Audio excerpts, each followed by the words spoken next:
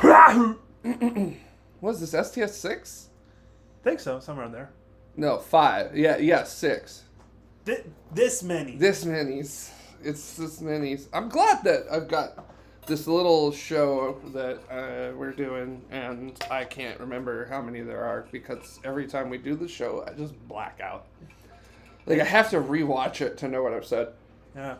I mean, that's true with literally every conversation I've ever had with you. You black out?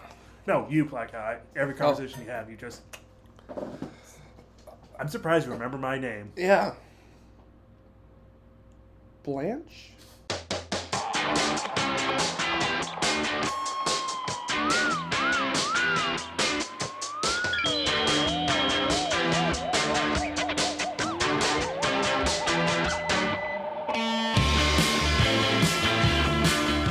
Hello, everyone, and welcome to STS-6. That's right, we are back for the 6th episode of Shootin the And, you know, I can't believe it, but my guest for this week is Blake Calvert again.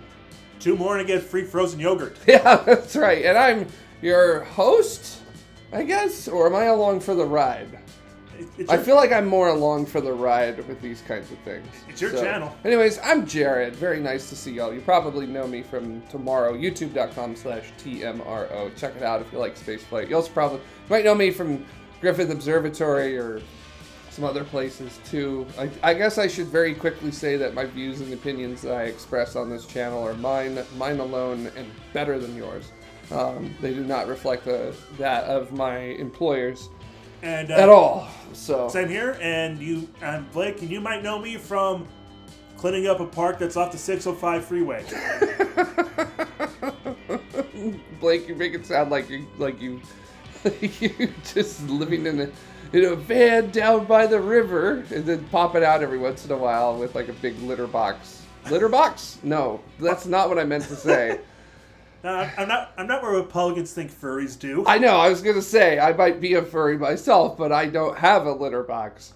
Because that is a entirely made up thing. How did that even happen? Okay, so there was a thing about a school that had a costume that did have kitty litter in it, but it wasn't for what Republicans think, which was like, oh, these children who identify as cats have litter now so they can make poo-poo in the box because they identify as cats.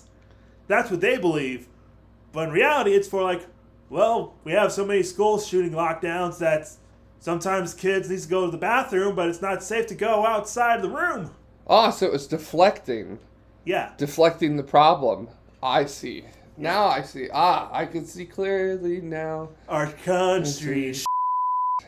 Well, yeah, but we're trying to make it better. Yes, we are. So we are both active participants in trying to make this a better place for everybody. Right. So, because it's not just, we're all in this together, I think. So to quote Zac Efron. Yeah. What?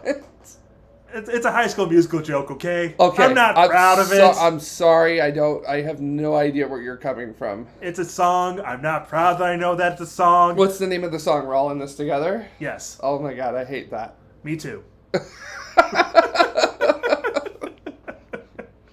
The song. I could care less about Zac Efron. Is he even doing anything still? I think he's still acting. Like, he was in that Netflix Jeffrey Dahmer thing. Oh, ooh. Speaking of Netflix. Yeah, I was gonna... You know what's great? We've gone through, 10 different subjects in the last, 2 minutes. Yeah. And I have to rewatch these things because I don't remember what the hell we talk about. And you have to figure out, where do I put the chapter? Yeah, where do I put the chapters? And I bet at this point in watching it, I'm just going stick to something! So... God, it's almost like one of us has ADHD and the other one's autistic. Yeah, I don't know who any of those people would. Oh, look at the ceiling. That's pretty cool up there. Anyway, about one of my hyperfixations. Mm-hmm. All right, so as I was saying, Netflix is about to release a live-action adaptation of Avatar: The Last Airbender. Yes. Which, by the way, is 19 years old. Oh, man. Now I feel old. Yeah. That came out when I was 14. Came out in 2000. No, when I was 6. 2005. 16. I was 16. Yeah. That took a bit longer than it should. Yeah. It came No, out, wait. Was I 16? Yes. Yeah. It came out. I was 16 let's going. just say, I was 16 came out going on 17. Let's just say it came out when we were in high school. Yeah, that's a good way to say it. Yeah. Yeah. And it was just. But anyway, they're making a live action adaptation. That's, by the way, second live action adaptation. Yeah, I was going to say, our first one was by a certain M. Night Shyamalan. Yeah. And, yeah. All right, before I get into what I want to say about the new adaptation coming up, I have no reason to believe it's going to be worse than M. Night Shyamalan's. Visually, it looks better, and it has like a lot more significant minor characters that are going to be important further down the line of the series. Mm-hmm. So knowing that, I could say it at least got that portion of the series right. So I want to ask about M. Night Shyamalan's movie, because I've obviously not watched an M. Night Shyamalan movie in 20 years. Did it go from like the beginning of the animated series to the end of it in one shot? It tried to cover the entire first season. Okay. In 90 minutes. Yeah, that's a little difficult to do. Yeah. So. I mean, the first season ain't exactly sure. Actually, I'm just gonna look up how, because I want to say it's like at least 20 episodes. I could be wrong. That sounds about right. For at least for like an animated series first. Yeah, 20 episodes. Thing, like, you know, because like in Gundam, they'll do like 20 episodes and then see how it goes, and then if everything's going okay, we get 20 more. Out of it, you know. Yeah, like at least pre everything on streaming. Now it's how it went, but yeah, 20 episodes. That's how long it was. But anyway, so but yeah, they try to condense it for time for a season, and they cut out like a lot of stuff, including minor characters that end up being really significant in the second and third seasons of the show. They will be significant. Yeah, exactly. So, yeah. But anyway, those characters that they cut from like what I saw in the most recent trailer, but are going to appear in the show. Cool. Right. Good. I like it when they get things right. Yeah. So actually, it's which Netflix is kind of hit or miss about that, right? Like apparently, like I haven't watched the One Piece thing that Netflix has done, mostly because I've never watched One Piece, so I'm not gonna. I feel like understand it. So you have a much better understanding of how they did. I feel like there's a strong chance that if you saw the Netflix version of One Piece, you'll get a very solid understanding of at least the first major story arc of the series, along with a good idea about who these characters are, what's their deal is, and all their wants and motivations. You're going to get a very solid grasp and understanding about like, who these characters are and why they're so beloved. Gotcha. And then, like, for me, on the semi-opposite end of that, semi-opposite, was like Cowboy Bebop, because there were a lot of very big things that were missed. There were things that were done correctly. Again, I feel like we talked this before, but Mustafa Shakir's Jet. Dude, Mustafa 100%. Shakir, that was... Mustafa was Jet. Yeah. I don't think he was acting. I think he was Jet. So... And honestly, that is like the one thing every Bebop fan who saw a live adaptation can agree on. Yeah. Yes. You nailed Jet. If nothing else, you nailed Jet. Yeah. But anyway, so I mentioned the positive acts. What I thought is at least going in one of the positive aspects of the Netflix Avatar Last Airbender. Uh-huh. But since the last trailer that came out a few days ago, there have been some interviews with the cast and crew and producers that made me think, oh, you just paid attention to the visuals and missed a whole bunch of other important stuff about the show. Like the first big one was like they made a point of saying like, we're going to take the character Sokka, and we're going to kind of tone down the overt misogyny and sexism of the character, because we don't feel like that really flies anymore with the 2020s audience. And I just say, and literally every fan of the Avatar was like, no. That's how he starts. He goes on a whole friggin' character arc. Yeah. Where he goes past his misogyny and sees women as capable fighters and other stuff. Yeah. That's a, like, huge component of his character. And honestly, and to be really frank, that arc only lasts like 4 episodes. And the rest is, and every other sort of instance of misogyny, it's just him being a dick to his sister, which, spoiler, people are dicks to their siblings. Yeah, that's kind of how it... I can't speak from experience on that, being I an can. only child, but you've got a bunch of siblings. Yeah. So, We're dicks to each other, but we love each other. That's how you show love. In fact... Right? I don't know. Yeah, in fact, Sokka's misogyny is pretty much what causes this show to happen. He's a dick to his sister. Sister gets pissed. Does a massive water bending feat and helps break Aang out of the iceberg he's been trapped in for 100 years. Mm. That is the inciting incident of the show. It took away the inciting incident. Yeah, turns out. And that's not even like, and then in like subsequent days we found out like other stuff. Like one of the producers said like, oh, we're actually going to show like the genocide of the air nomads, which is like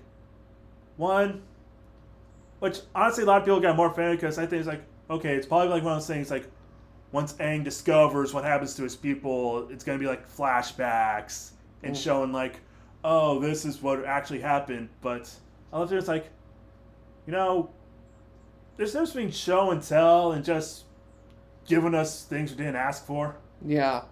And that's something that we definitely didn't ask for. Like, there's a difference between Aang discovering the 100-year-old remains of essentially his father and just being shown, like, all the air nomads being destroyed by the Fire Nation.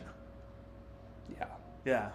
There's something a bit more powerful about the personable story as opposed to looking at it through a macro lens. Right, exactly. And seeing the whole thing. Yep. These are moments that have affected characters individually, and that's much more powerful than moments that have occurred without the characters well before. Sure, it sets it up and it establishes the story, but it doesn't allow you to develop a sort of what's the word I'm trying to find here? Connection? A connection.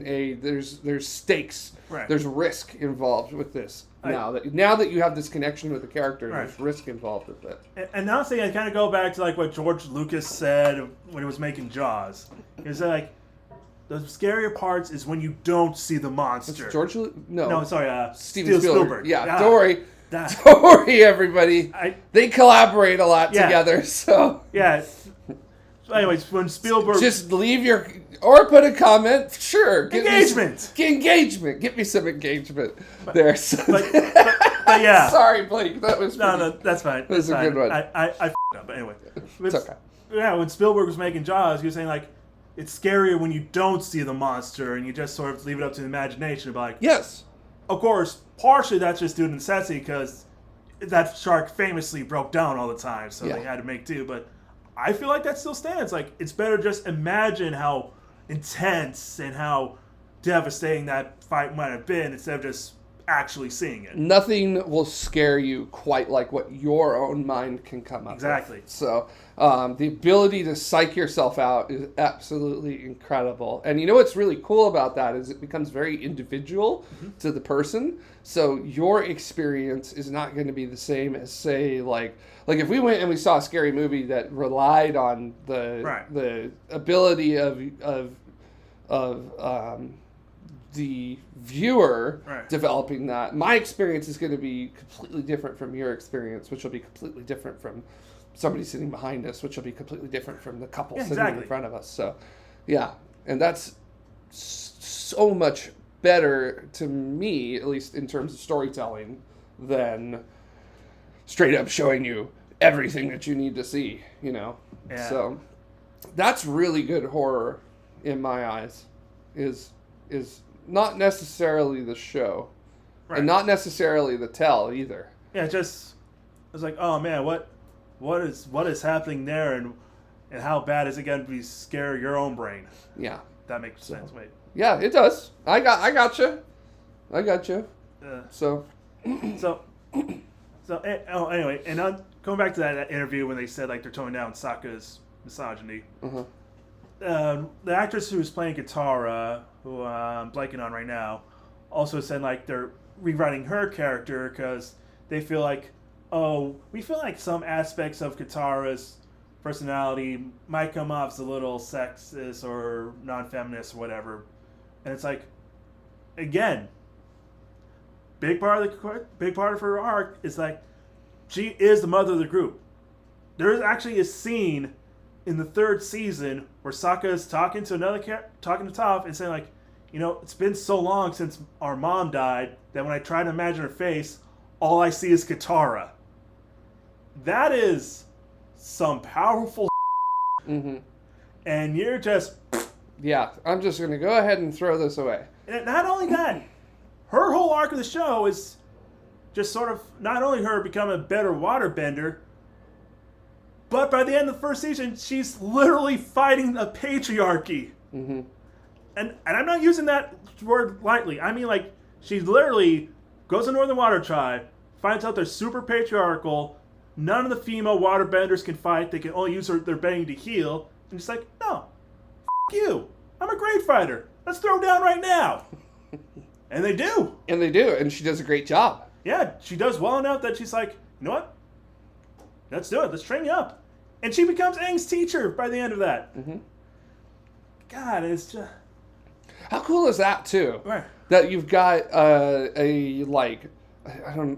would you describe Aang as like a foretold in the prophecies, chosen one kind of character? I mean, the way the Avatar work, I'd say that's somewhere in the right ballpark. Yeah. Isn't that interesting that you have someone who is training alongside that kind of a character, get really good, and then train that main character? Yeah. Like, it's like you're getting that growth, and then you're getting to see that growth being shared with everybody. In fact, at one point... And that's really awesome. Yeah, in fact, at one point, Aang was actually better at waterbending the Katara, but then she's sort of surpassed him and then became his trainer.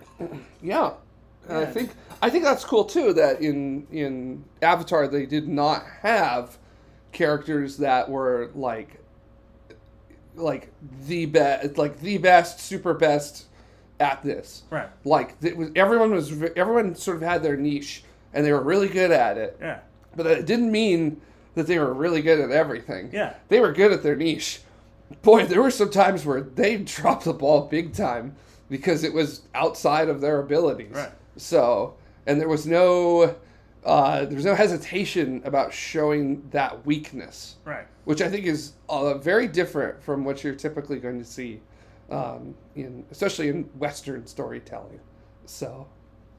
And there was one more bit. There's like another bit that they said about the upcoming adaptation.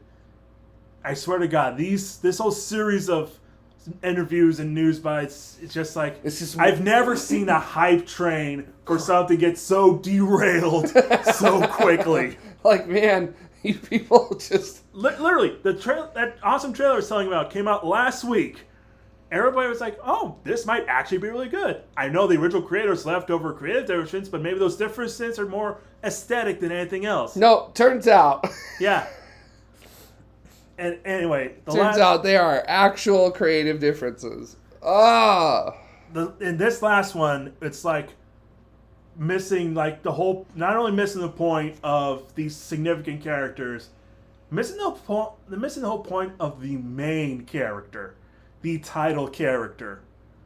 They said like, Aang is gonna be more focused on his main mission. It's not gonna be distracted by all these like little side quests. Like, he's not gonna be interested in riding the elephant koi, as they said. And it's like,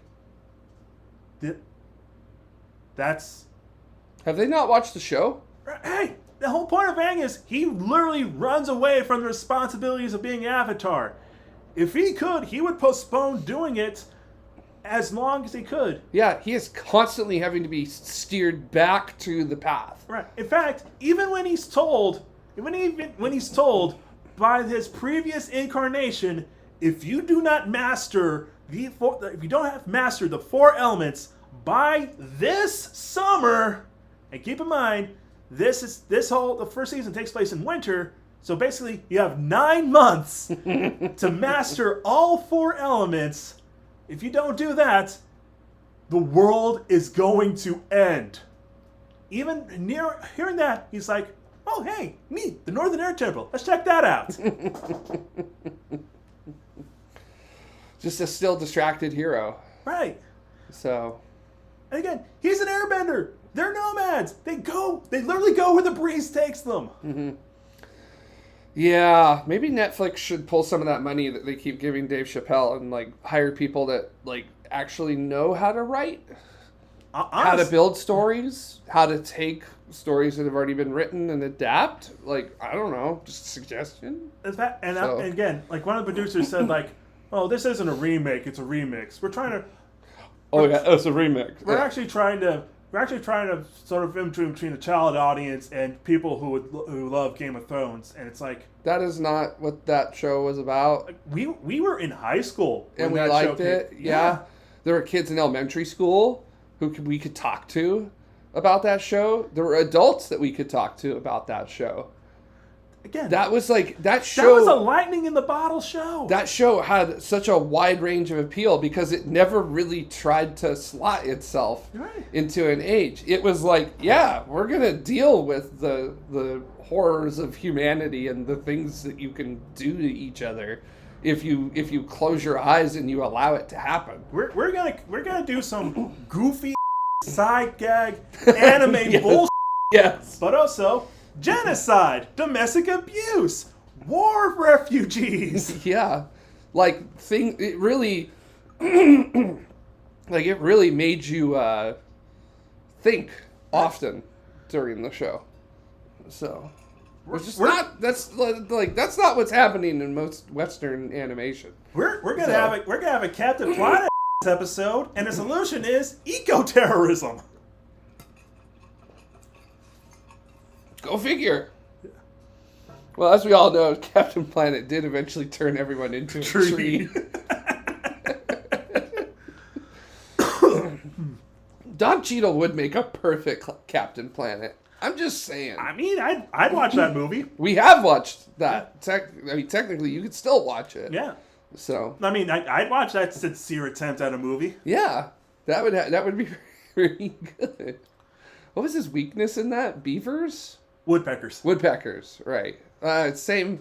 Beavers, woodpeckers, same thing. They eat trees. Same thing. They're the same animal. Yeah. I gotta say, reading about everything that was going on with this Avatar adaptation, I am shocked that the One Piece adaptation came out as good as it did. Well, if you get the right people working on something. Yeah, I mean, if you get people that absolutely, understand. People who are actually willing to build almost one-for-one replicas of the boats of that show. Yeah. I feel like you can't walk into a kid's show and be like, this is the kid's show meets Game of Thrones, and have, any understanding of what you're actually adapting. Right. That is... Did they really say that they're trying to add a Game of Thrones element into it? No, they said they wanted to appeal to people who love Game of Thrones, but it's like... That is, not... That... No. That is not the target audience. That is not... I can't look at... Also, why would you want to compare it to Game of Thrones? Speechless. Also, why would you want to compare anything to Game of Thrones, knowing how bad that show ended up the bed? That thing its pants so badly. It its pants in front of everyone on the news. You know what I mean? Yeah. Sorry. Sorry, it does remind me of this bit from a show called... it was either Make Some Noise or Game Changers. It was one of those game shows that's on Dropout TV. Uh-huh. And the input was a job interview with the same narrative arc as Game of Thrones. and somebody's like, they're like doing the info. It's like, okay, looks like you got about 3 years working at Blue Cross. That's great. You got about like a couple more years with Anthem. Oh, you have just great sort of healthcare management. And it says here in your last year, you just were kicking dogs. Yeah, yeah, that's pretty much what happened. So, I like to think,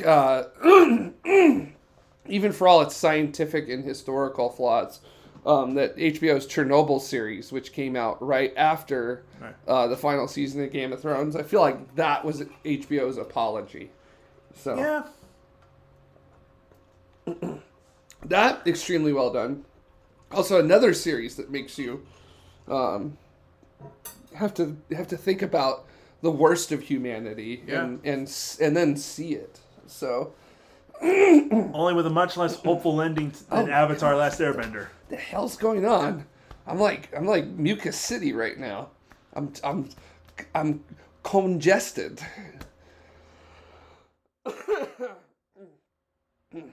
All right. Comment if you want a loogie. Now that, if you want a loogie, let us know in the comments below.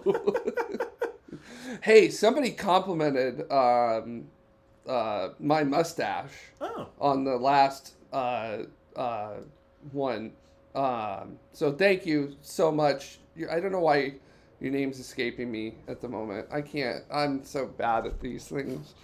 So maybe should I just look it up real quick? I mean, yeah, but also I want to tell you, since we're talking about HBO, I want to say, did you hear that Larry David attacked Elmo? He did? Yeah, on the Today Show. Why? Why would he do that?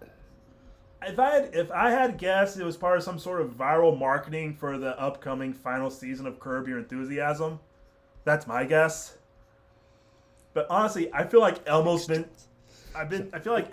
through enough this week that he doesn't need that. Yeah, Elmo's had a tough week. Yeah. So it's just like I think for folks who don't know what we're talking about, what happened? So the official Elmo accounts for Twitter. First of all, I like that there's an official Elmo account for Twitter. Right. And we're not talking about Elon. Yeah, but so anyway. Yet. So anyway, just tweet out saying, Elmo's just checking in. How's everybody doing? And everybody just freaking trauma dumped all their issues onto Elmo. Oh, poor Elmo. It was just like, not gonna lie, Elmo, I'm at my limits.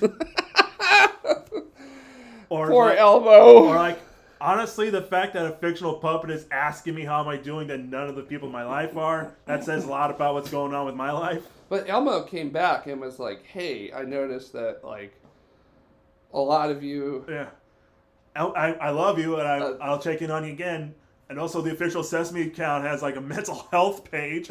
By the way, deal with that.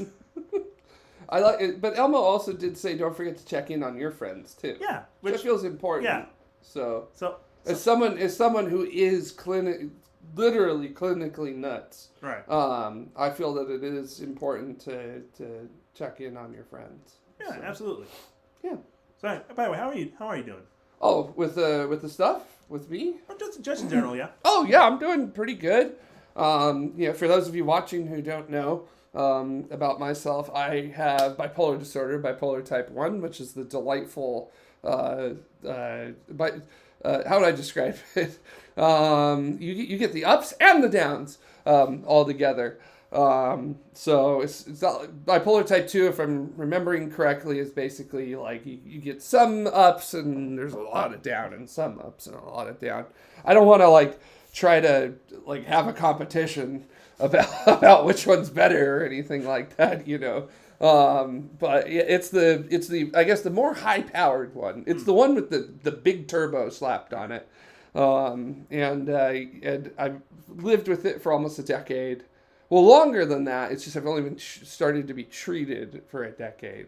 And I am actually we're just a couple weeks away from what will be the 9th anniversary of my attempt on my own life, which I'm very happy to say I did a very bad job on that. Or did you? So I don't. This is all This is a Jacob's Ladder scenario. Yeah, and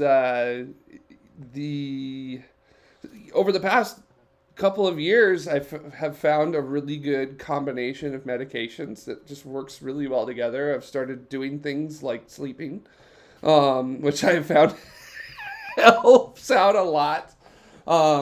Big shock. Sleep helps with your mental state. I have to say, it is one of those things where, like, there are, like, things that I have to basically be like, no, I can't do that because I need to sleep as close to 8 hours a night as I can. So, and as you can imagine, being in a field like aerospace, that's really difficult to do, but I have to do it, or else things can get a little not so great mentally. But luckily, I've been able to make it work, and yeah, I'm happy to say it's been, almost 5 years since my last manic episode, so which is great. I'm super pleased about that, and yeah, so I mean, I've had a rough couple of weeks because of losing my dog Asuki and that, but I mean I feel like that's something that's going to happen to anybody. Yeah, that is not a bipolar specific. Yeah, that is just something everybody who has a pet. Yeah, there's always going to be grief coming after that because that's a member of your family, and there's just you don't get over that immediately. You need time for that. So, yeah, but overall, I'm doing really great. It's good. Yeah. I'm hopefully doing all the things I should be doing with that. And it is not easy every day. It's one day at a time. Right. Every day is a new challenge. Every day there is something that I have not expected to have happen with it. And I have to adapt, improvise, and figure out how to handle it. But I've got the tools now with things like the medication and meditation and the 2 M's and therapy, and also just having a really good support group of people too, that if I'm having a problem I can go to. You are a critical pillar in that, and I appreciate that with it. So yeah, so Too Long Didn't Read. If you've got mental health issues and things like that, it's not the best that it could be. There are certainly possibilities out there for you to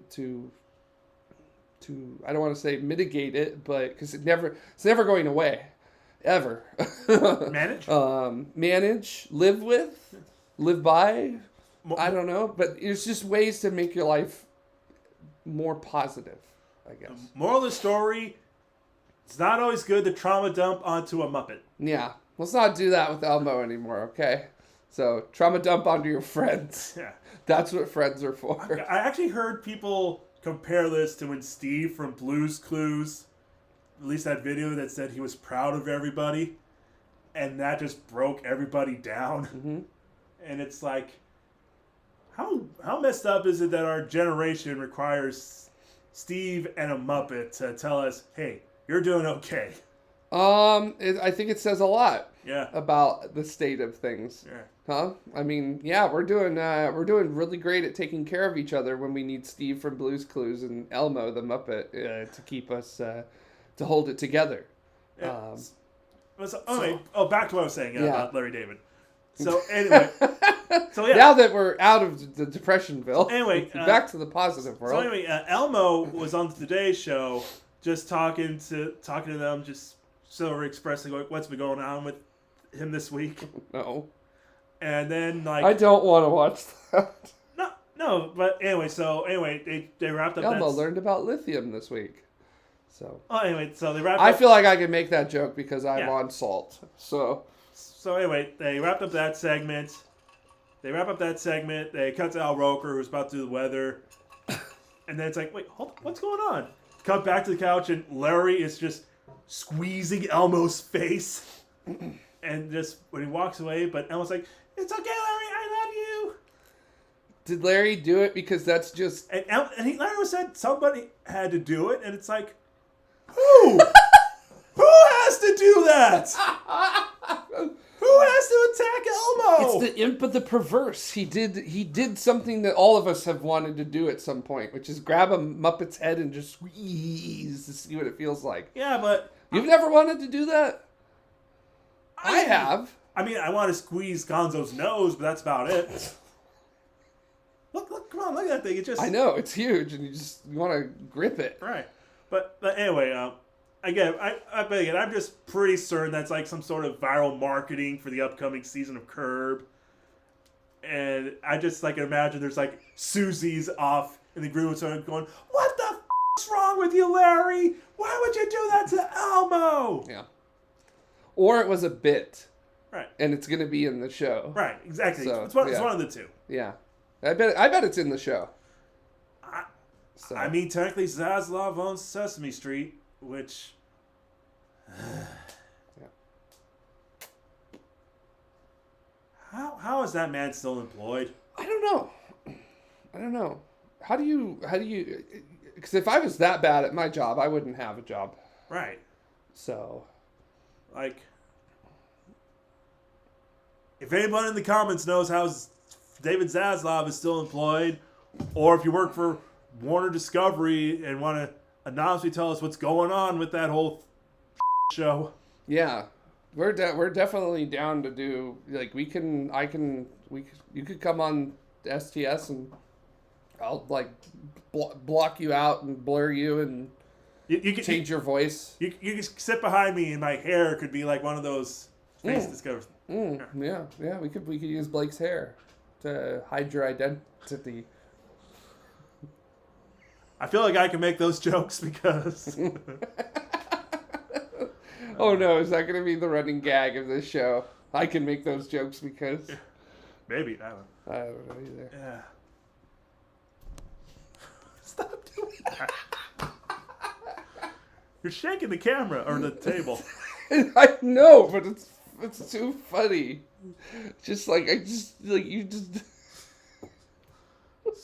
Speaking of just funny, want to grab Gonzo's nose, grab it, and squeeze.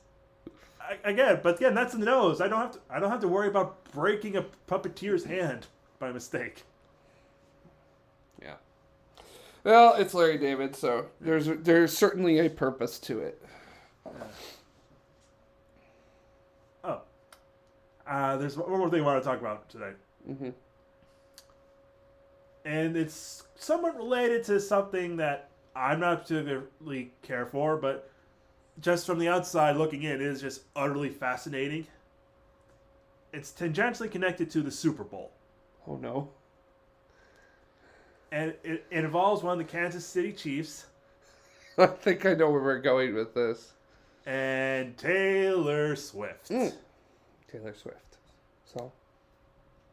And apparently, in like the Fox News MAGA corner of this country, there is a conspiracy saying oh no, that the CIA is rigging the various NFL games and the Super Bowl so that the Kansas City Chiefs will win, so that Taylor Swift can make a big announcement endorsing Joe Biden for the 2024 presidential election. At the Super Bowl? Yes. In a commercial? Or no, like one of those big, "Oh, you just won the Super Bowl, what's going to happen next?" type deals. Are you serious? Yeah.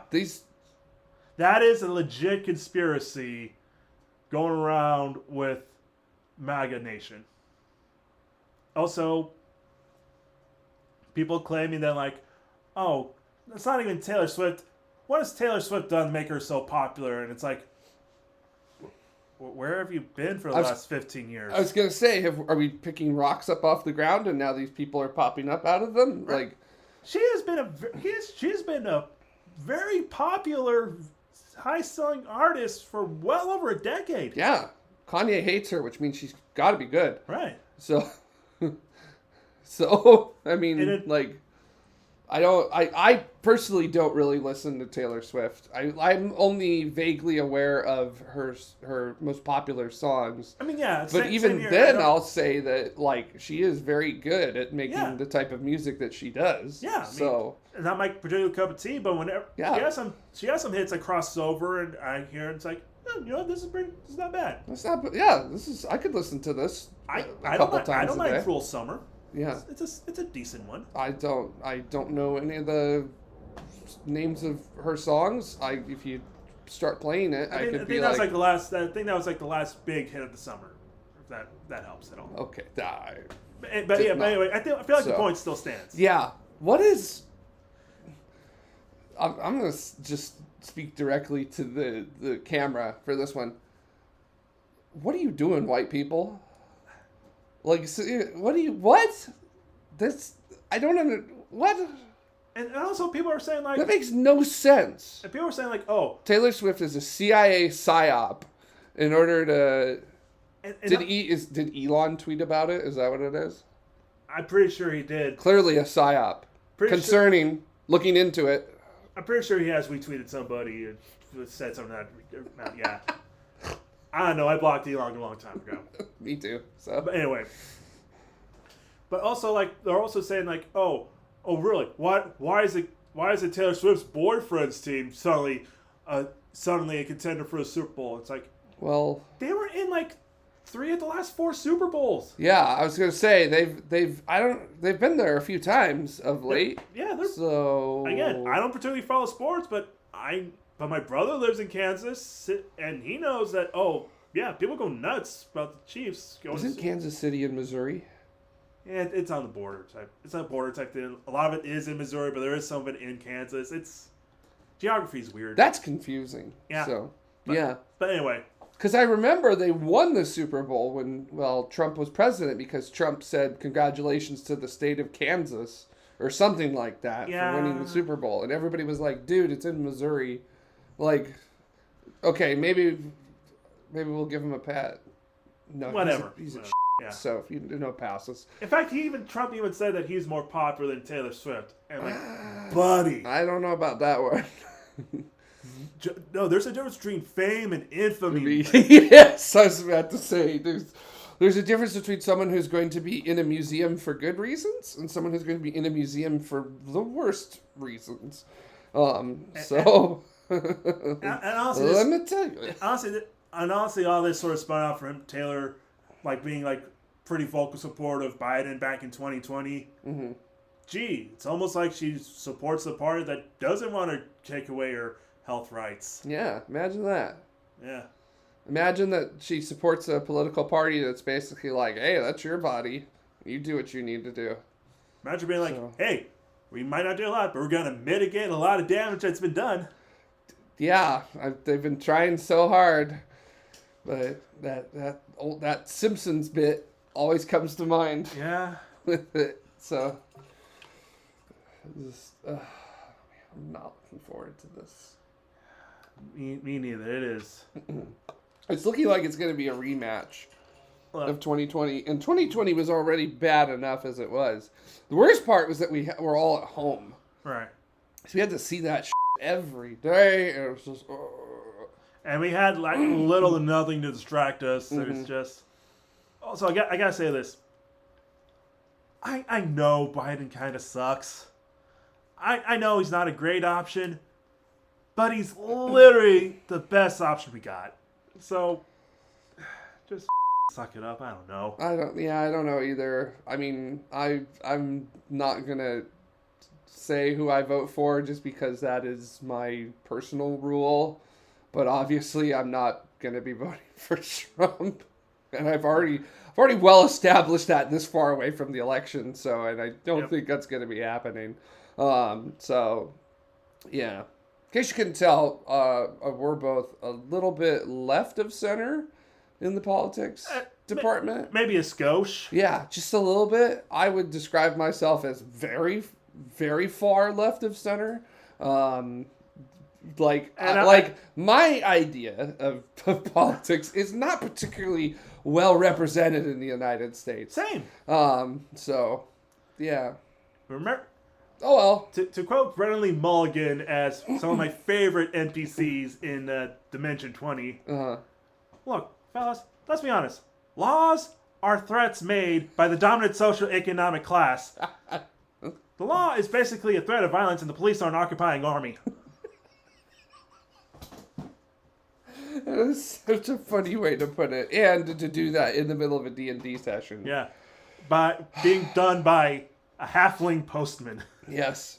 I like the fact that it's a postman that's doing that. Like, of course, the guy who's... A family of anarcho-socialist halflings. Yeah. God, I gotta love that show. That's such a good... I love that show. Yeah. It's so good. All the right people are doing all the right things in it. So, man, that was, yeah, I'm going to try to not be depressed. So, I do like voting, though, because it does allow me to complain. Yeah, exactly. If nothing else, you have the right to complain about what goes on for the next 4 years. If you vote. That's correct. Or if I think what's going to happen in this upcoming election is actually going to happen, it'll allow me to be put in front of the firing squad significantly faster than usual. So I ain't got much hope coming up, let me tell you. Yeah, it is. So it's looking a bit bleak, and it's we're sort of at the point where I'm like, maybe I need to get my passport because it's a word with A ending with xylem that might need to possibly happen if possible theocracy in the next decade suddenly arises. I'm willing to learn Dutch. Fair enough. I mean, is that your official? I'm running away to this country. I mean, like, honestly. By the way, I'm going to be an American here and just say Dutch is which country again? Holland. Thank you. And if we're wrong, we will be strung out in the comments like nobody's business. But hey, engagement. That's right. Because I was going to say, honestly, I was going up to either Canada or England. But it's like, they, definitely not England. I know too many LGBT folks to be comfortable there. Yeah, it's not exactly been great there, especially for trans folks. Yeah. It's been extra not great, which is ridiculous. So. In Canada, I don't understand why people just need to meddle in what other people do. Right. Like, it's not affecting you. You are not being harmed by the fact that... You are literally inventing scenarios from porn to justify why you're doing what you're doing. Yeah, I don't even... It's just being an asshole. Right. And you're just finding other people to be assholes with. Just it's group assholery. Just let people shit where they want to shit. Yeah. What does it matter? Like, I don't know. One of my jobs, all of the restrooms are gender neutral, so just wash your hands. Right. That's all I ask. Yeah. Wash your goddamn hands. You filthy. I don't care. I don't care which restroom you use. Just wash your hands when you're done. Yeah. Please, for the love of God, wash your hands. Maybe I should start yelling at people when they don't wash their hands in the bathroom. So, I mean, should we start a trend? People of the internet, wash your goddamn hands. People of the internet, when you see somebody walking out of a public restroom and if you have a strong certainty that they did not wash their hands. Tell them to wash their hands. Walk after them and yell at them. Wash your hands. Wash your hands. You have doo-doo pieces on your hands. Your hands were near your pee-pee. You're the pee-pee boy. You are the pee-pee boy. You're the pee-pee boy. 2 in a row. Yes. Big shout out to Austin Lee Matthews and Mark Allen Jr. for teaching us about the pee-pee boy. Yeah, and Bosco as well for teaching us about the pee-pee boy. Thank you, all three of you. We'll put links in the description somewhere so you can learn about three of our friends who are very talented voice actors. Unbelievably talented voice actors, great people. Yeah. And watch Austin Lee Matthews, or watch and listen to Austin Lee Matthews' Megaton Girl radio drama play comedy superhero queer romance. It's fantastic. It is. Yeah. It's everything. It's everything you want. So it's everything that you were promised, and you. It's good. Yeah. That's all you need to know. It's good. Yeah. All right. So at work tonight, I'm gonna start yelling at people for not washing their hands in the. I'm gonna start doing that when working at the park. Yeah. Wash your hands. Wash your hands. You're touching garbage. I'm wearing gloves though. And I wash my hands afterwards. So. Yeah. I don't understand. Why do people not wash their hands in the bathroom? It is a 30 to 45 second process that makes sure that, at least in our case, you're not like putting dick on other people, you know? Or not putting urine particles or doo-doo particles on people. There was a time once where at I will not say which job it was, but there was someone there who was in the bathroom, and I saw them leave from a stall, not wash their hands. And they were someone that we were meeting with, and we had to shake hands, and I absolutely did not shake their hand. I was just like, no. I was like, I saw what happened. I know it's not a case of I don't know where that hand's been. It's a case of I know where that hand's been. Also, and I know what has not happened to that hand after where it's been.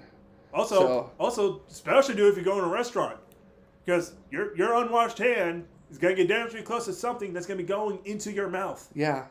I mean, you should just do it anyhow, because I don't know how many times I've probably like touched my eyes or nose during this. And those are like entry points. Right. So that's like where the Have we learned nothing from the 2020 lockdown? We sure haven't, let me tell you. So, no, we haven't. It's incredible.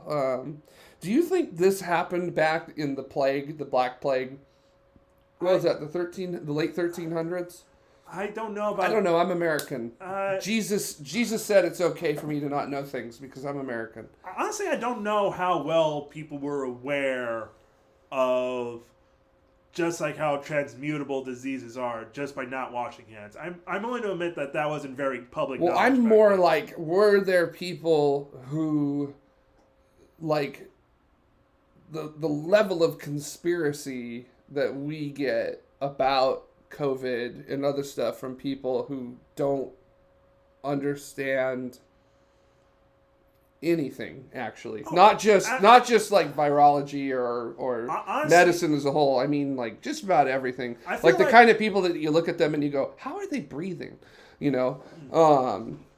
Honestly, I'd imagine that, like, a big part of, like, how, at least my understanding is, how conspiracy spread is just, like, you just keep talking to other people about it, and they just sort of feed into each other, and like some sort of like. Yes, and there's a desire of belonging. You want to belong to a group that has a secreted knowledge that no one else amongst general society knows. And we know this because we took a course together. Were you in that course with me at Serena at college? I don't think that was so because I literally took a course as a part of my creative writing certificate program called The Paranoid Styles of the American Mind. Yeah, it was all about the development of conspiracy theories throughout American history, like going all the way back to conspiracy theories that were around in the Revolutionary War. You know, or like way back then, all the way to the present, which at that time was the early 2010s. So this was a long time ago. Very distant college dropout here. And it was just fascinating how easy it is to develop a conspiracy theory and allow it to run and spread. Right. And I've always thought that conspiracy theories are like Swiss cheese. There are when you look at it, there are so many holes in it. Right. But damn, is it tasty. Right. So honestly, my favorite sort of conspiracy to help poke holes in is the moon landing. You mother. No, I meant like a conspiracy to poke holes in, like. Oh, okay. Yes. Shall we? Oh, so like the biggest one is, look, it's like the famous photo of Neil Armstrong on the moon. But it's like, It's probably the photo of Buzz, actually. Oh. Neil actually. A lot of people don't know this, and this is, I guess, let the audience know too. Neil had the camera. Oh. For that, so that was most of the shots were Neil. So there are photos of Neil on the surface, but they're few and far between. Most of the time, you're seeing Neil from photos he's taking of Buzz Aldrin, and it's just him reflected in the visor that they had. So yeah, a lot of people don't know that, which I think is I think that's a really cool thing. Yep. Honestly, that's a neat fact. So now you know that one. So, and you all know that too. So spread it around. So by the way, if you want the cameras too, they're Hasselblads. So, which are like unbelievably great cameras to begin with. So anyway, one of the famous photos of Neil and or Buzz on the moon, and people are saying like, that was definitely shot on a sound stage. You could just recreate that. Blah blah blah. Meanwhile, it's like, no. With the way the light's coming in, the only way to replicate that artificially is with like hundreds of thousands of multicolored lasers, which were just like impractical to have on hand at the time. Oh yeah, I mean that was just were lasers even generally available to the public at that time? To the public, no, and especially multicolored one, because pretty much all I could do is get red. So it would just be like red lasers. That was pretty much my understanding is that was pretty much the only thing available. So it's like, yeah. So again, impossible to replicate the lighting. I've got a purple laser, which good. I probably shouldn't have, but I do. So good for you. Thanks. But anyway, again, right away, completely impossible to replicate the lighting conditions needed to create that photo. Yeah. Very difficult. And another major thing is just, and this is like my big thing about like just conspiracies and theories in general, the sheer number of people needed to keep quiet about it is to keep quiet for it decades after the fact. Like we're like what 55 years past since the moon landing? Yeah, it'll be 55 years this year. So having people keep quiet about it, you need to have bribed all of NASA who was working at the time. Mm-hmm. Like so many independent government agencies, including foreign government agents. Yeah. You'd have to make sure the USSR, the one group of people who would do absolutely anything to discredit the moon landing, and even they're like, no, this is legit. They beat us to the moon. Yeah. You'd have to convince them to go along with it. And no. I don't know how you do that. Politically, I don't know how you do that. That is untenable. You cannot. It is impossible. Right. I will just straight up say it. Usually I try not to use the word impossible, but no, it is straight up impossible to have politically pulled that off in that time period. And again, and this is like the last sort of like absolute cherry on top of the sundae that is disproving moon landing conspiracies. Neil and Buzz put reflectors on the surface of the moon. Mm-hmm. Several missions actually done that. If you have access to a strong enough laser, mm-hmm. you could fire it into the moon, and that laser will bounce back. There is physical evidence that we were on the moon. Mm-hmm. Yeah. Also, I would like to point out some things, too, which is that in 1968, a movie called 2001: A Space Odyssey came out, little bit of a big deal. Right. It's kind of a breakthrough in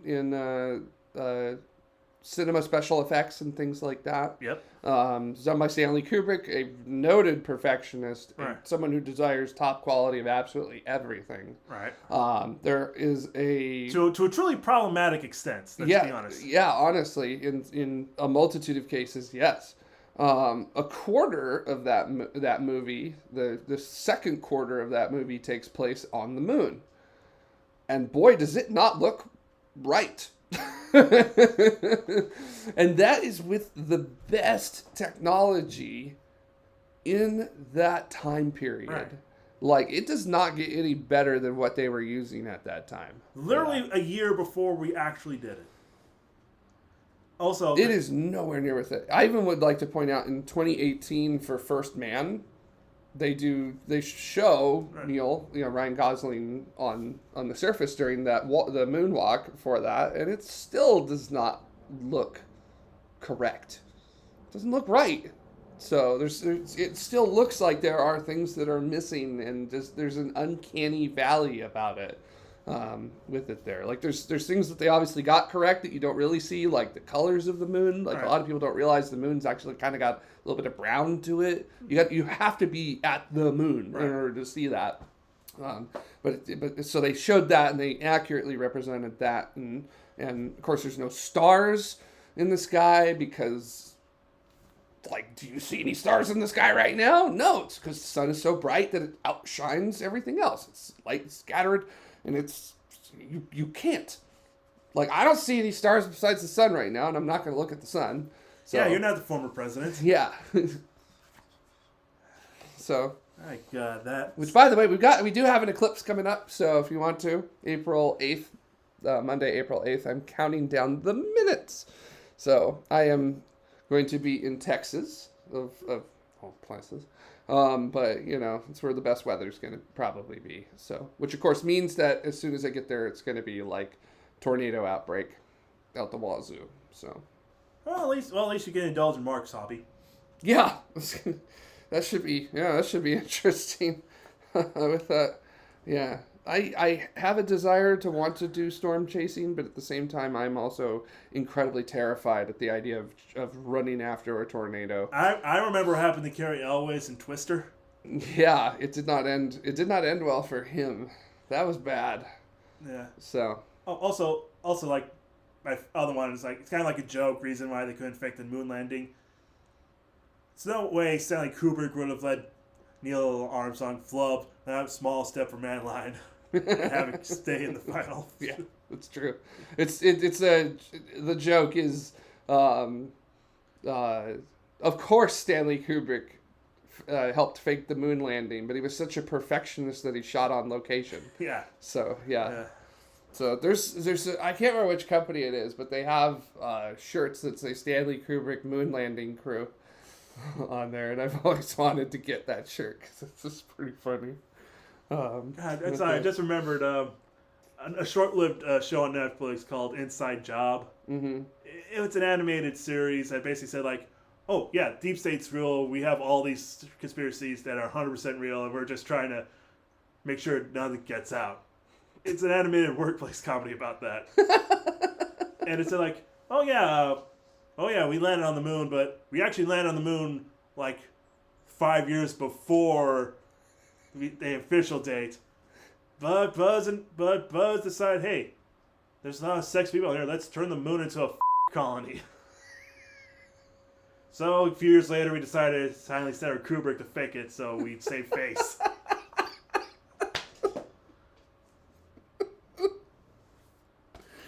Oh my God! Buzz turning the moon into a sex colony. Yeah.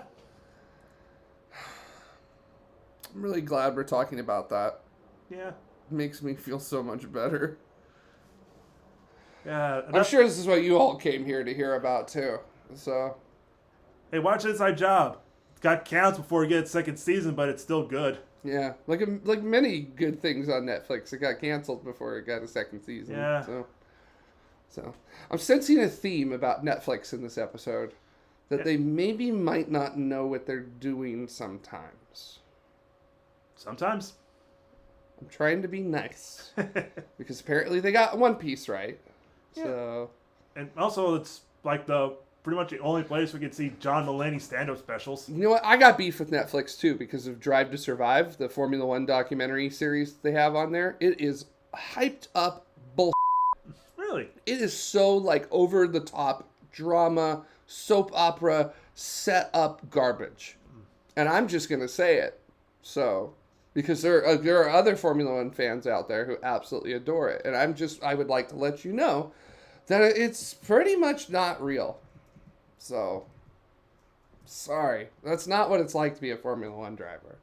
So, I understand it has led to the rise. It is one of the pillars of the rise of Formula One here in the United States, which has happened over the last decade.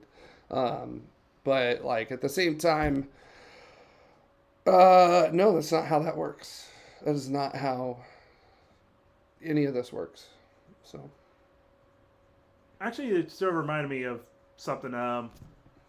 It's from like a documentary about the making of Neon Genesis Evangelion. Mm-hmm. So they were doing, which I still gotta watch. So. I mean, yeah, it's like one of those seminal things. But anyway, they were doing like an interview with the creator Hideki Anno, and he actually said like some really interesting things. Like, yeah, I don't believe that documentaries are like an actual thing, because the second there's a cut or you see someone edit something, it stops being a documentary and just starts being a fiction that you call a documentary. Interesting. So that's an interesting way of putting it. Yeah. There is narrative that you have to build. Right. A good documentary still does have narrative in it. Right. So, like, even the Apollo 11 documentary, where they used nothing but archival footage, and even the audio is nothing but the astronauts and the public affairs officers and mission control people. Like, there is nothing additional that has been added into it, except for the music. So, most of the music was kicked in that. I would say even that, there's a little bit of narrative that has to be added in order to make it watchable. Right. It's very difficult to make a documentary that is straight up documenting without it being a snooze fest. Right, exactly. So, Senna, another documentary about the Formula One driver Ayrton Senna, lots of narrative that was built into that with it. So, but like if you want to tell a story, if you're telling the story of somebody, yeah, you're not going to make a movie, why not do a documentary? Right. The footage is already there for you, ain't it? So. I don't know, just like one of those things that's just one of those sort of like interesting kind of thoughts that you think, huh. You know who's a big fan of Evangelion? Robin Williams. I remember that scene from 1 Hour Photo or what was that it? wasn't a joke. He's a big fan of it. So, yeah. I hope he would have liked the recent movies they did. I hope he would have liked them. Yeah. Yeah. We're coming up on 10 years since his passing. Yeah. Oh, sorry. I'm just trying to veer off to a different subject that's still quasi-related to like a passing of like a truly great comedian. Oh. An update about that George Carlin stand-up special. The Carlin estate is suing Will Sasso. And like his partner. Good stuff. But here's like sorry, Will, but you had it coming. But here's like the real kicker. Like apparently like the last 2 years. Yes, I know what you're about to say. Say it. So like the last few years, Will Sasso and one of his comedy friends were doing a podcast together, and basically like the premise of the podcast, like there was this out of control AI that's taking over their podcast and is like forcing them topics to talk about, like, oh man, what's the Budsy AI gonna make us talk about this week? And it's just like, oh, we're gonna talk about the Elmo thing. Oh, Budsy, why? Okay, I guess we're gonna talk about Elmo or whatever. I just pulled that, but apparently that there was no actual AI that they used to make their podcast subjects. They just literally just decided, oh, we're gonna talk about this, but we're gonna make a whole bit about it beforehand. And not only that, there was no AI voice generator for the Carlin special. They They did use a like Chat GPT, I think, to like get the material, but as far as the voice goes, it wasn't AI. It was just, I'm not sure it was like one of them or they hired somebody, but it was like an actual person saying the lines. Gotcha. But it's like, but man, I still want to know who thought that would have been a good idea. Well, not the Carlin estate. Right. They're still suing, right? I think so, yeah. Even though they revealed that it wasn't an AI, I think they're still suing.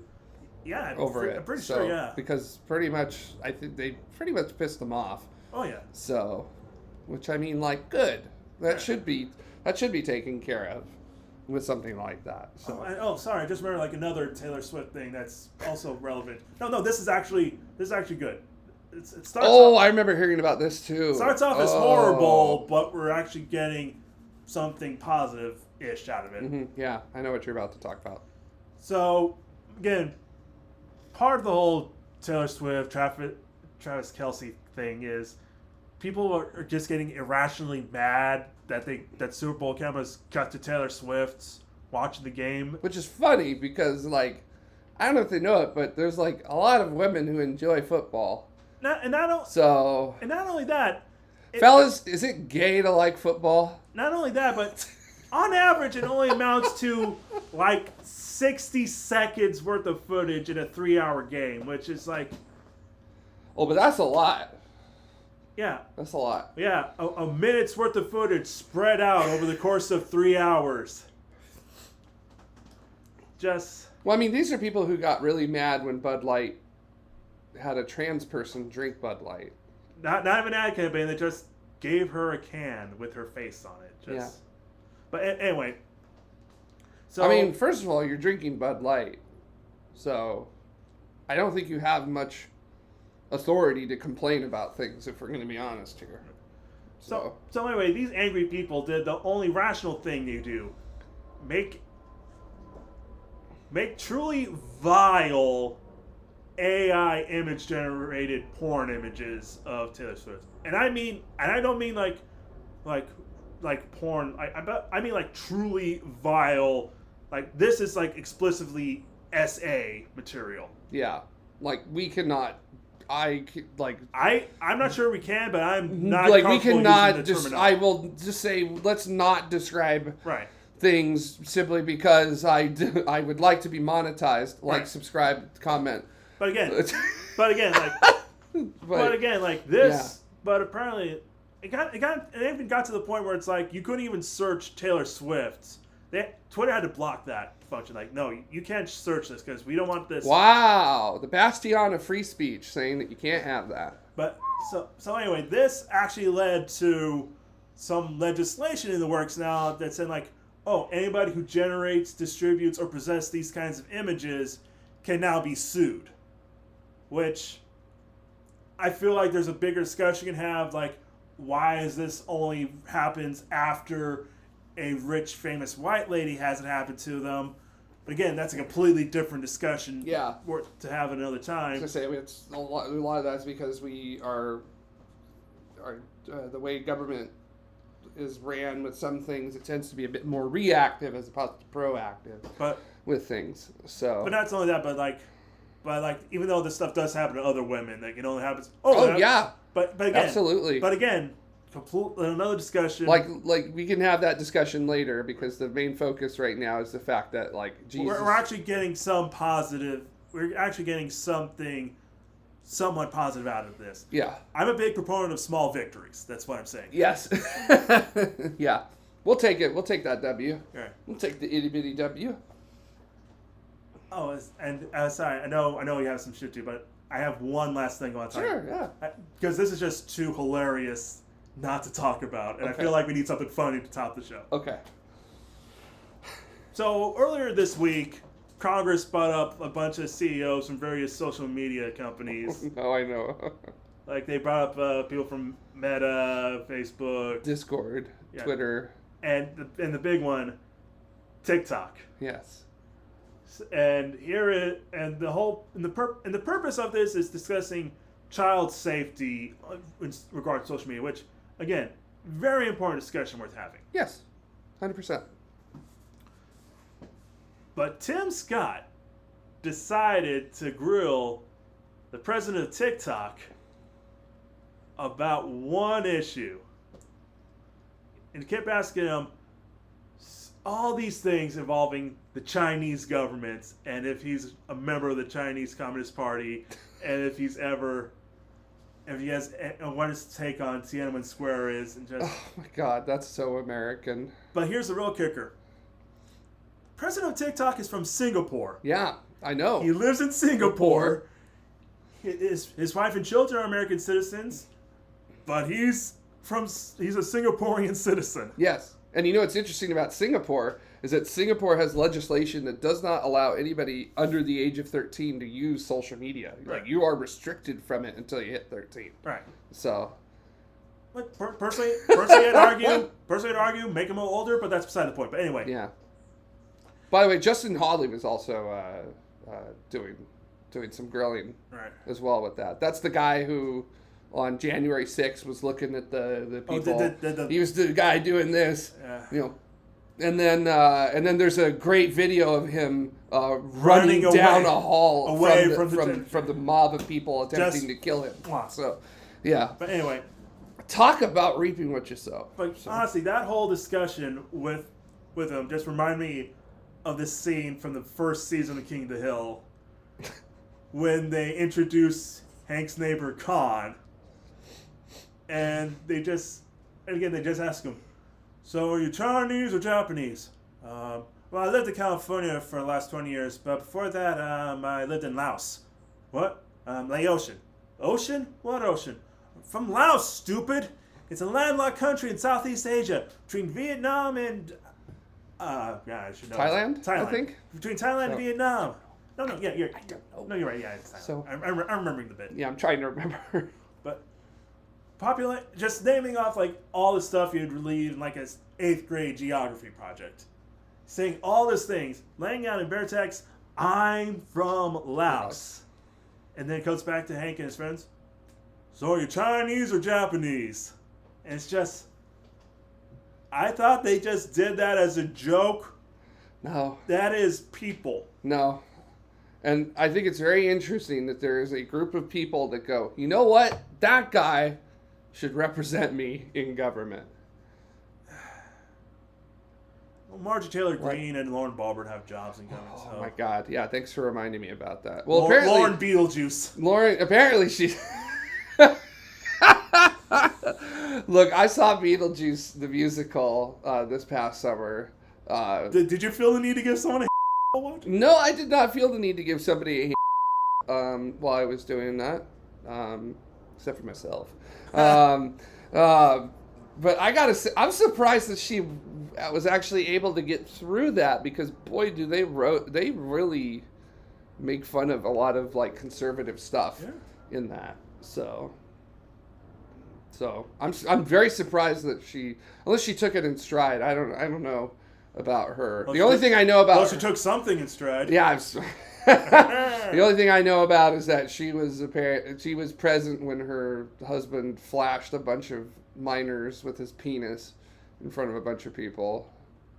Look, because I'm the queer and I'm the sexual pervert. I'm the pervert here. Look, so. I'm not judging people on their kinks, but I don't think that. If I'm going to be honest here, I don't think that was done in the form of like. I'm not questioning. I mean, Lauren Boebert being into it, because there's definitely some sort of connection. That was not somebody trying to be an exhibitionist. I'm sorry. That was gross. That's what it was. No, what's gross is that she's a 36-year-old grandmother and proud of it. I just want to point out that I did not know that, and I am not here to shame anybody about that. So, but that is interesting to say the least. But like, okay, that's. You know what? We'll put that like up on that empty part of the shelf, and come back to that. Yeah. Anyways, we'll come back to that at the date of. Never. Yeah. So I did not know that about her, and I I would like to Eternal Sunshine of the Spotless Mind myself of the last 30 seconds. Okay, So, replace it with the knowledge that there's a new Beetlejuice sequel coming out. yeah, and I'm worried as I am about legacy sequels of things, but I have hope. But I do have a little bit more than hope because they just released a poster and it's just that super long ticket that Beetlejuice has in the waiting room at the end, and it's just in the middle of it. It just in green letters is the date that it's coming out, which is like, okay, that's clever. Okay, that's pretty good. And also, Michael Keaton is an excellent actor and an excellent comedic actor too. Yeah. And he nailed that role in the original Beetlejuice movie. So as long as he's allowed to come back and be fully off the leash again. From what I understand, Keaton is returning. Well, no, he is returning. I know he is. Right. He's on it. Was Winona Ryder also back? Is Tim Burton also back? I'm not sure about Burton, but I am voting Ryder as a maybe. Because I remember... I do not hold out hope for Baldwin showing up. No, he's a little busy at the moment. So, yeah. And on that note... Yeah! And on that note, I think we'll go ahead and wrap it up here real quick. Don't do finger guns Don't do finger guns after talking about Alec Baldwin. I'll put them away. So... that's it for STS-6. Blake, if people want to find out about you, to yell at you, how should they do it? I'll also make sure I put my stuff down here so yell you can yell at me. Yell at me on Twitter and Blue Sky. Yeah, Twitter for now, Twitter for now for the both of us. By the end of the year, we're going to be off and fully on Blue Sky. And for all we know, it might not even last to the end of the year. That's true, and not necessarily because of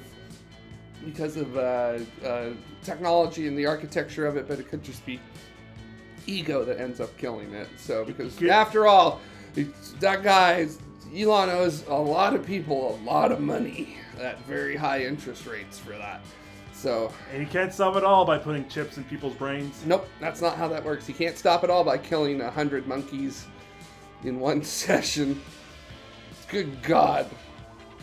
Anyways, on that note, thanks for watching, everybody. If you like this, don't forget to comment, subscribe, share this everywhere. We're making we're doing the hunt for 1,000 subscribers and 4,000 watch hours, and you bet that doing these STSs and making them premieres and stuff like that is a part of that.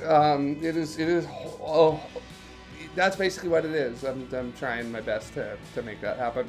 I had a really positive January. Yeah. I was very happy about that. We reached 1,000 views in January for the first time in 4 years. So that's really given me a lot of fresh motivation to do these things. That's why even though I had a minimal amount of time today, I was like, screw it, I want to get an episode in because people are actually enjoying these things and letting me know that. And we want to make sure that you enjoy these things, and you should let me know that and make me feel better, please. Validation. And I jokingly say that the push for 1,000 subscribers and 4,000 watch hours is so I can have money. And I'm only half joking because in order to do this does take a lot of time. I don't think people realize it, and it's not just the fact that we're sitting here talking for an hour or a little bit longer. It's also the editing that goes on. This is not just I sit down the camera and run it and go with it. It still has to be edited and checked and everything like that, and that takes 7 to 10 hours an episode. That is not a small amount of time. Especially when you just want to do all Missy episodes. Yeah, especially if you want all Missy episodes. By the way, I just want to say somebody unsubscribed to this channel while watching the Missy How dare STS. You? So I just want to say, you son of a bastard, asshole. You should eat and you're a horrible person. I hope you know that you're a horrible person for unsubscribing this channel from a video of my dog being the sweetest thing that you can imagine. I don't know what's wrong with you, and I think you should find out what's wrong with you, and maybe you will have some peace. I hope you never put on a pair of dry socks again. Yeah. I hope that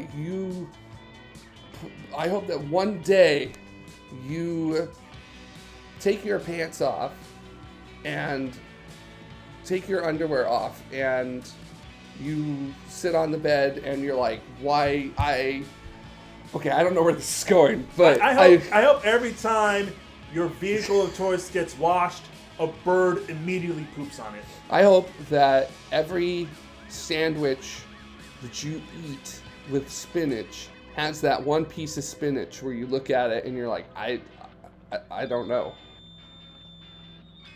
And I hope that piece of spinach gets stuck in your teeth and stays there for hours. I hope that every bag of chips that you open, they're all burnt. I hope every single chip in it is burnt. I hope every time you have popcorn while watching a movie, every single bite has that one piece of popcorn that always gets stuck in your gums. I hope that your popcorn's like half unpopped kernels. No, I hope it's the ones that are like half popped, but still half the full kernels. When you bite down on it, you're like, dear God, did I just destroy my tooth? So. We hope nothing but inconveniences for you. Yeah. I hope the last season of Game of Thrones is awful for you. Wait a second. That happened to everybody. Yeah. All right. That's it. We're done. Yeah. I'm out of here. I need to go home. Yeah. I got to go to work. Butch deadlift. All right. Let's get this started. Yeah. So.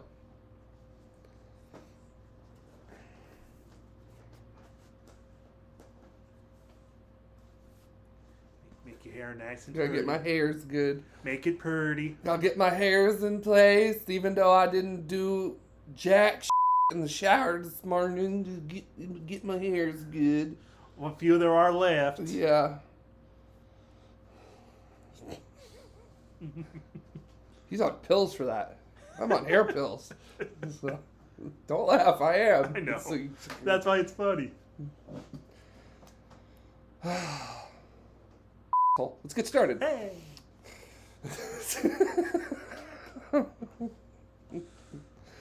Is there still stuff from the last show on here? I don't know. There's still crumbs from the last show on here. Oh my God. Quick, get Missy. She's hungry.